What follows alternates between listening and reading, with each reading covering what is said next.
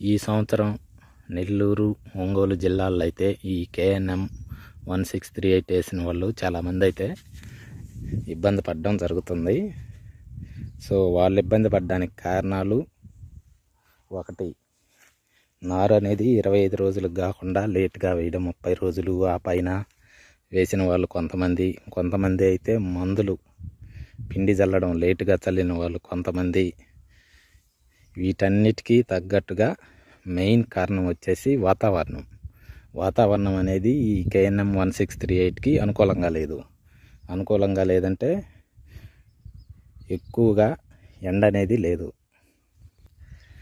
అనేది తక్కువ కాయడం, అలాగే ఒక వారం 10 రోజులు అనేది వర్షాలు పడడం. వర్షం పడేది ఒక్కరోజైనా కానీ మిగిలిన 9 రోజులు ఎండ కాయకుండా మబ్బులు అడ్డుపడి దీనికి పైరుకైతే ఎండ అనేది లేకుండా వాతావరణం అయితే అలా ఉంది. అందుకని ఈ KNM అనేది ఈ సంవత్సరం ఒంగోలు, ప్రకాశం జిల్లా రైతులనైతే చాలామందిని అయితే డ్యామేజ్కి గురి చేసింది. మా ఊర్లో అయితే 5 ఎకరాల రైతు, ఒక రైతుకి నాటు వేసిన 15 రోజుల్లోనే వెన్ను తీయడం జరిగింది.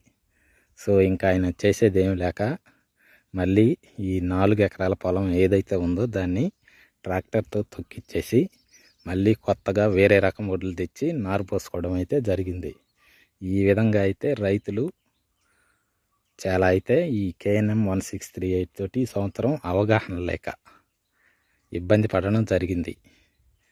సీడ్లో ప్రాబ్లం ఏం లేదు, ఈ వాతావరణం అవగాహన లేకైతే ఇబ్బంది పడ్డారు. అలాగే ఈ విత్తనాలు సరఫరా చేసే అంగడోళ్ళు కూడా దాని గురించి అవగాహన కల్పించకపోవడంతో రైతులైతే కొంచెం నష్టపోవడం జరిగింది ఈ సంవత్సరం.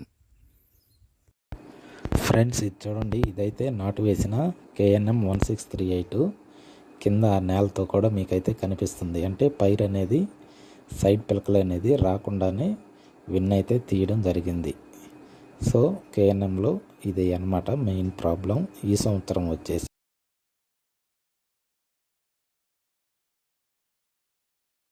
గత 2 సంవత్సరాల నుంచి అయితే ఈ వరి రకం అయితే మా దగ్గరలో అయితే వేయడం జరుగుతుంది.